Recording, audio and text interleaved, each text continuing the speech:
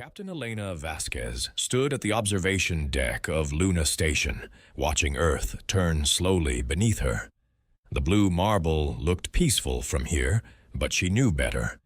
Humanity had barely survived the resource wars of 2157. Now, in 2163, they were finally rebuilding, expanding into space, establishing colonies, dreaming of a future among the stars.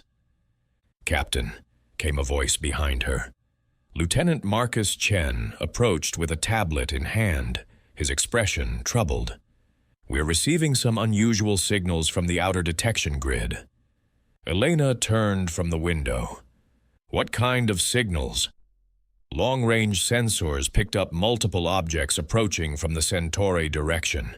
They're moving fast, faster than anything we've built. And, Captain..." Marcus hesitated. "They're slowing down as they approach our system." Elena felt her pulse quicken. Humanity had been listening to the stars for over 2 centuries, hoping to find signs of intelligent life. Now something was coming to them. "How many objects?" 7 ships, ma'am. Large ones. They've stopped just beyond Pluto's orbit, and they're waiting. The bridge of Luna Station buzzed with controlled chaos over the next few hours. Every screen showed the alien vessels, sleek, crystalline structures that seemed to bend light around them. They maintained perfect formation, neither advancing nor retreating. Admiral Rebecca Santos arrived from Earth within hours, her shuttle docking with Luna Station as emergency protocols activated across the solar system. Elena met her at the airlock, noting the mix of excitement and fear in the Admiral's eyes. "First contact," Santos said quietly. "I never thought I'd live to see it." "Neither did I," Elena replied. "But Admiral, there's something else. Dr. Kim's linguistic team has been analyzing their transmissions. The signals aren't random. They're mathematical sequences, followed by what appears to be star charts. And they keep repeating the same pattern. They moved to the communications center, where Dr. Sarah Kim looked up from her array of monitors. Her face was pale with exhaustion, but her eyes shone with discovery. "Admiral, I think they're asking for help," Dr. Kim said without preamble. "The mathematical sequences, they're not just communication attempts. They're showing us damage reports, hull breaches, failing life support systems, medical emergencies." Elena studied the translated data flowing across the screens. "These ships, they're refugee vessels." Admiral Santos absorbed this information. "Can we communicate with them directly?" "We've been trying, ma'am. But their language is unlike anything in our databases. However, I think I can establish basic mathematical concepts, show them we understand their situation." The first direct communication attempt came at 14:30 GMT. Dr. Kim transmitted a series of mathematical confirmations, followed by simple pictographs showing human willingness to help. The response came within minutes, a flood of data that crashed half their translation systems. When the computers finished processing the information, the bridge fell silent. The aliens, who called themselves the Kythara, had transmitted their entire recent history. Elena read the translated summary with growing horror and amazement. The Kythara had been fleeing their home galaxy for 8 months, pursued by something they called the Devourers, a species that consumed entire worlds, stripping them of all organic life before moving on. The Kythara had been explorers and scientists, much like humanity. But when the Devourers reached their sector, they had barely escaped with 7 ships carrying 50,000 survivors from a population of billions. They've been running ever since, Dr. Kim explained, looking for somewhere safe. But every species they've encountered has turned them away. Some because they fear the Devourers will follow. Others because they don't trust refugees with advanced technology. Admiral Santos studied the data. What about these Devourers? Are they following the Kythara? Unknown. The Kythara lost their long-range sensors 3 weeks ago. They don't know if they're still being pursued, but they're afraid to stop anywhere long enough to find out. Elena looked at the Admiral. They're asking for sanctuary, aren't they? More than that, Dr. Kim replied. They're offering to share their technology in exchange for a place to rest and repair their ships. Their quantum computing alone could advance our civilization by centuries. The debate that followed in Earth's emergency council chambers would be remembered for generations. Representatives argued through the night via holographic conference, voices raised in fear and hope in equal measure. We don't know anything about these creatures, argued Councilman Torres from the Mars colony. They could be weapons of these Devourers, sent ahead to weaken us before an invasion. Their families, countered Dr. Patricia Hayes, Earth's xenobiology expert, who had been studying the Kythara transmissions. I've analyzed their ship configurations. These aren't warships, they're colony vessels, and the biometric data they've shared shows thousands of children aboard those ships. Elena watched the debate from Luna Station, knowing that humanity stood at a crossroads. The easy choice was to turn the Kythara away, as every other species had done. The safe choice. The choice that would keep Earth hidden and secure.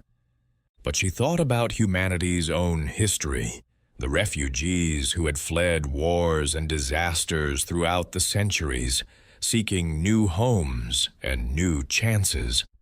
How many times had her own ancestors been strangers in strange lands, hoping for kindness from people who owed them nothing? Admiral, she said quietly, I request permission to approach the Kythara vessels with a humanitarian mission. Admiral Santos looked at her carefully. Elena, we don't have authorization from Earth Council yet. This decision could affect all of humanity. With respect, ma'am, so could turning them away. These people are dying out there, and if these Devourers are real, we might be their next target anyway. Wouldn't it be better to have allies who've fought them before? The first meeting took place in the space between worlds. Luna Station's largest shuttle bay had been converted into a neutral meeting ground. Elena wore a simple uniform with no weapons, accompanied only by Dr. Kim and a medical officer. The Kythara delegation that emerged from their crystalline transport vessel moved with the fluid grace of beings evolved in low gravity. They stood nearly 7 feet tall, with elongated limbs and skin that seemed to shimmer with an inner light. Their leader, who introduced herself as Navigator Prime Kythara, spoke in harmonious tones that the translation system rendered into careful English. Captain Vasquez, Kythara said, her large, dark eyes reflecting what Elena somehow recognized as gratitude. Your people are the first to answer our calls for aid, rather than transmission of fear or demands that we leave immediately. Elena stepped forward. Navigator Prime, we've reviewed your requests. Our medical teams are standing by to assist with your injured. Our engineers can help repair your life support systems. You would help us despite not knowing if we speak truth about the Devourers, despite the danger we might bring to your world. Elena felt the weight of speaking for all humanity, but her answer came without hesitation. That's what neighbors do. They help each other. The cultural exchange that followed transformed both species. Kythara engineers worked alongside human technicians, their quantum field manipulation technology revolutionizing everything from energy production to space travel. Human doctors learned to treat Kythara physiology, while Kythara healers introduced humans to biological regeneration techniques that could cure previously incurable diseases. More importantly, the two species learned from each other's perspectives. The Kythara had been a space-faring civilization for millennia, but they had forgotten how to hope until humans reminded them. Humans, in turn, gained a galactic perspective that made their own problems seem smaller and more manageable. Elena found herself spending hours in conversation with Kythara, learning about the wonders and terrors of the greater galaxy. The Navigator Prime described worlds of crystal singing in stellar winds, space whales that traveled between galaxies, and civilizations so old they remembered when the universe was young. But none of them would help us, Kythara said sadly during one of their talks. Fear makes beings cruel, Captain. When survival is at stake, compassion becomes a luxury few can afford. Maybe, Elena replied, or maybe it becomes more important than ever. Maybe compassion is what separates civilization from mere survival. The philosophical discussions ended abruptly when deep space sensors detected new signals approaching the solar system. This time, the contacts were different, massive, aggressive, and moving at impossible speeds directly toward Earth. The Devourers had found them. Admiral Santos convened an emergency military council as the alien swarm approached. The enemy fleet was unlike anything in human imagination, not ships in any recognizable sense, but living creatures the size of cities, their dark forms seeming to absorb light itself. Estimated time to Earth orbit, 18 hours, reported the tactical officer. Projected fleet strength, over 300 individual entities. Elena looked at the strategic displays showing humanity's defenses, a few dozen patrol ships, some orbital platforms, and the courage of a species that had never faced anything like this threat. "We can't win," Admiral Santos said quietly. "Not against something like that." "Not alone," agreed Kythara, who had joined the council. "But Captain Vasquez, your people have given mine something we had lost, the will to fight back. If we combine our technologies, our knowledge with your tactical innovation." "You'd risk your own people for us?" Elena asked. "Your people risked everything for us when you had no reason to trust us. Honor demands no less in return." The battle for Earth began in the asteroid belt. Human ships, upgraded with Kythara quantum drives and shield technology, struck at the Devourer swarm with hit-and-run tactics that confused the alien hive mind. The creatures had evolved to overwhelm and consume. They had never faced prey that fought back with intelligence and coordination. Elena commanded the battle from the bridge of the new hybrid vessel Harmony, its crew a mix of humans and Kythara working in perfect synchronization. The ship itself was a marvel of combined technology, human ingenuity married to Kythara science, creating something neither species could have built alone. "Target their communication nodes," Kythara called from the tactical station. The Devourers coordinate through bioelectric fields, disrupt those signals, and they become confused, vulnerable. The tide of battle turned not through superior firepower, but through something the Devourers had never encountered: cooperation between species. Human pilots flew in formations that protected Kythara vessels, while Kythara navigators guided human ships through spatial distortions that would have been impossible to traverse alone. When the last of the Devourers retreated into deep space, Earth still lived. The victory had cost both species dearly, ships destroyed, brave beings lost, but they had proven something important. Together, they were stronger than the sum of their parts. The aftermath brought changes that would echo through history. The Solar Defense Alliance was formed, with both species contributing equally to its leadership and mission. Earth became the first truly multi-species world, with Kythara districts in every major city. Elena, now Admiral of the Alliance fleet, stood once again at the observation deck of Luna Station. But this time, she wasn't alone. Kythara joined her at the window, their friendship having grown into something that transcended species boundaries. "Do you ever regret it?" Kythara asked. "Taking us in? Your people would be safer if you had turned us away." Elena considered the question. Below them, Earth gleamed with new purpose. Hybrid technologies were solving problems that had plagued humanity for centuries. Children of both species played together in schools that taught the best of two cultures. The universe, once vast and empty, now held the promise of new friends among the stars.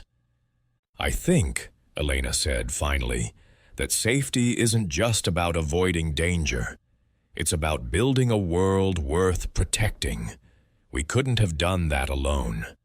6 months later, the Alliance received its first long-range transmission from another galaxy, a desperate plea for help from beings calling themselves the Meridani, fleeing their own catastrophe across the cosmic void.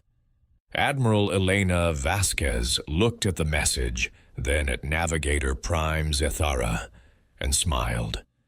"Looks like we're getting more neighbors," Elena said. "Then we'd better prepare to welcome them home," Kythara replied. The universe was vast and often dangerous, but it was no longer empty.